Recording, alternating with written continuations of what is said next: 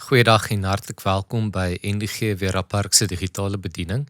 In hierdie week se Bybelstudie kyk ons na Jesaja 58 vers 1 tot by die eerste gedeelte van vers 9. Ek gaan weer eens die gedeelte nie lees op die video nie.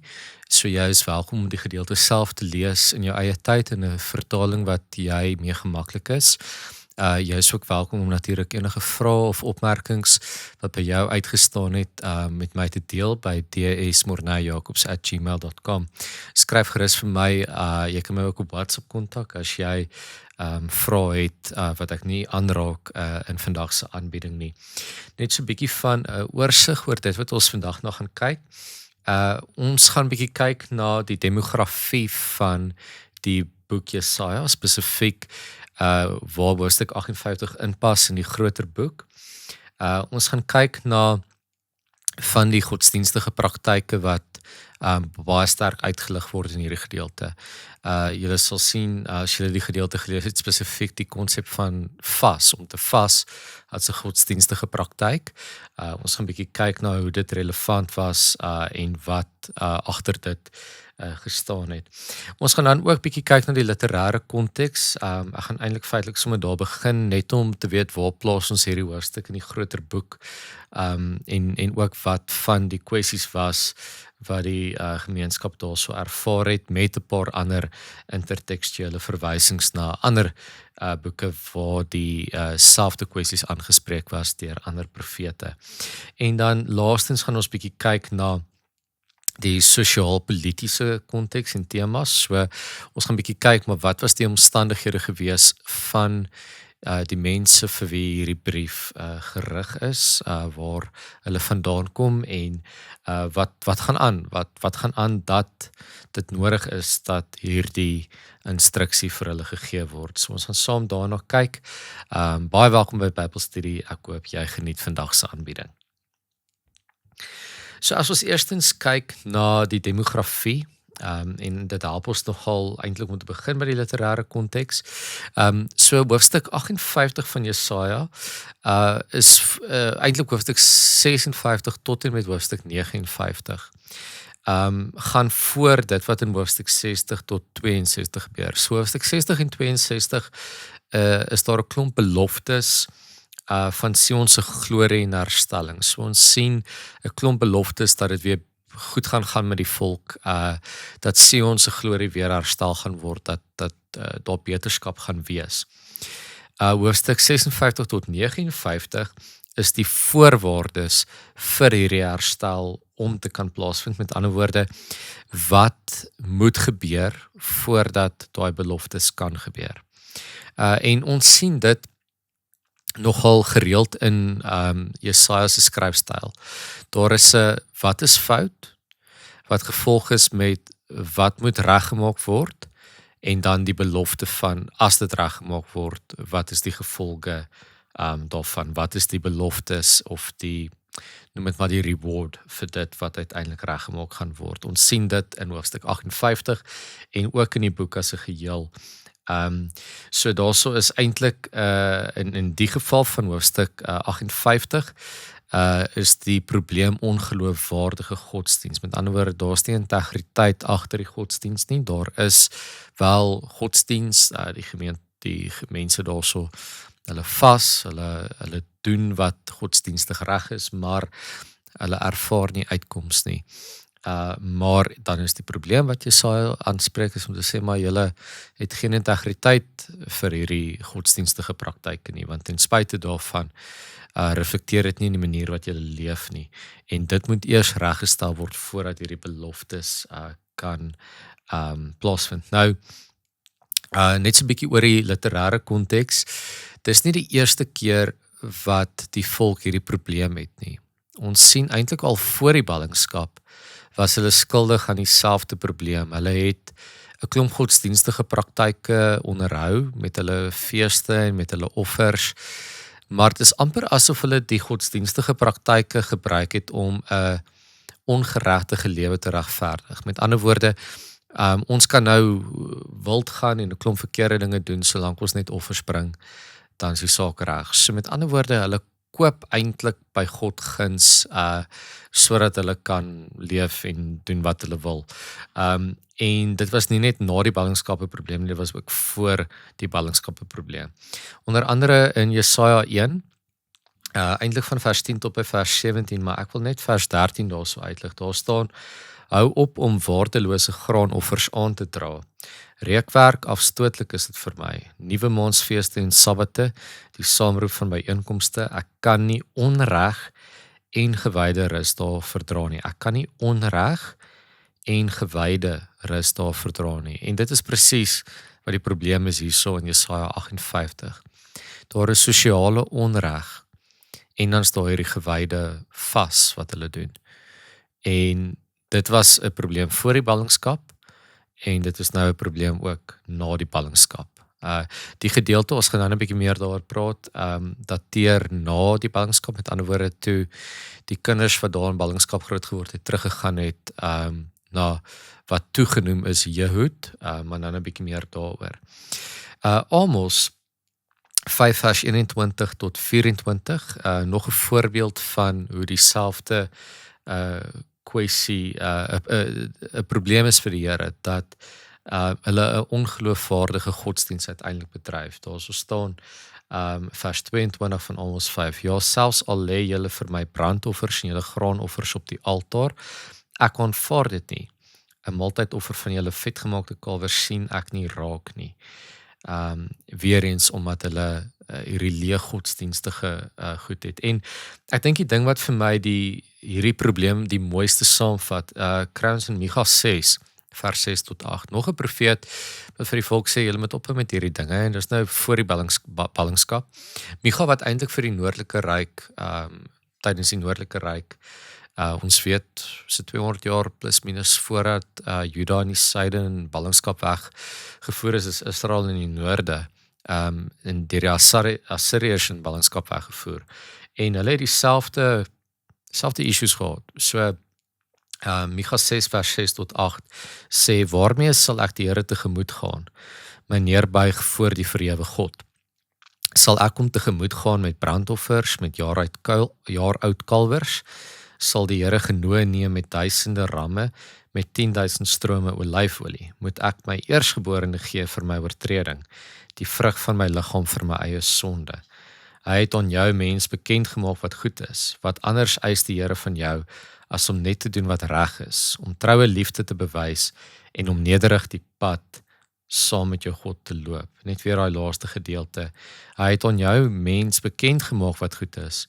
Wat anders eis die Here van jou, as om net te doen wat reg is, om troue liefde te bewys en om nederig die pad saam met jou God te loop. Nou, hierdie is basies die etiese dilemma van hierdie teks, is hoe versoen ons toegewyde godsdiens met 'n lewe wat uiteindelik daarvan getuig. Met ander woorde, wat is dit wat God by ons wil hê? Wil hy hê ons moet 4 keer 'n dag bid? Wil hy hê ons moet die Bybel uit ons kop uitken? Wil hy hê ons moet elke Sondagoggend, middag en aand kerk toe gaan? Wat God wil hê is dat ons moet doen wat reg is, om troue liefde te bewys en om nederig die pad saam met jou God te loop. Nou, ons gaan in Sondag se preek 'n bietjie praat oor hoekom hierdie relatiewe eenvoudige instruksie van om 'n geloofwaardige godsdienst te hê, met ander woorde om te leef in liefde na buite, hoekom dit so moeilik is vandag. Om dit in absolute volwaardige opregtheid te doen. So jy is welkom om natuurlik Sondag die erediens by te woon, waar ons as 'n geloofsgemeenskap saam die Here aanbid en ook groei in ons jaar waar ons saam op reis is, saam op pad is in hierdie pad wat ons saam met God stap. Die diens word ook natuurlik hier op ons YouTube kanaal uitgebring. So Jesaja 58 is met ander woorde 'n brug tussen belofte, die belofte wat ons van hoor in hoofstuk 60 tot 62 oor hierdie goeie ding, en 'n etiese vermaaning. Met ander woorde, die gemeenskap moet ophou met hulle ongeregtigheid om plek te maak om God se seën uiteindelik te ontvang. So as ons bietjie net teruggaan en bietjie praat oor hierdie wat was nou die godsdienstige probleem. Ons weet net van die etiese probleem, met ander woorde dat hulle 'n klomp godsdienstige praktyke, wel die vas word hier so nou gebruik. Hulle vas en dan gaan hulle een kommentaar het dit so ironies eintlik gestel. Hy het gesê hulle vas en eet nie brood nie om by die etenstafel te beklei oor die brood en mekaar met 'n vuis te slaan, tamelik letterlik uit die vertaling uit, vuis te slaan oor kos. So met ander woorde, en in die gedeelte vra die Here, is die vas wat ek nie verlang nie, die 'n vas van diensbaarheid, om juist kos te gee vir ander. Maar hulle vermoor mekaar vir die bietjie voedsel wat daar is. Nou, wat gebeur het is, hier het 'n groep uit ballingskap uitgekom. En die groep wat uitgekom het was bietjie entitled gewees. Dit was 'n groep wat, as ons onthou die brief van die ballinge in Jeremia 29, ek dink, is daar 'n lys van wie weggevoer is in ballingskap. En meestal was dit maar die elite van die samelewing. Die mense wat die land gehad het, wat die mag gehad het, wat die grond gehad het. Maar daar het 'n groot groep agtergebly.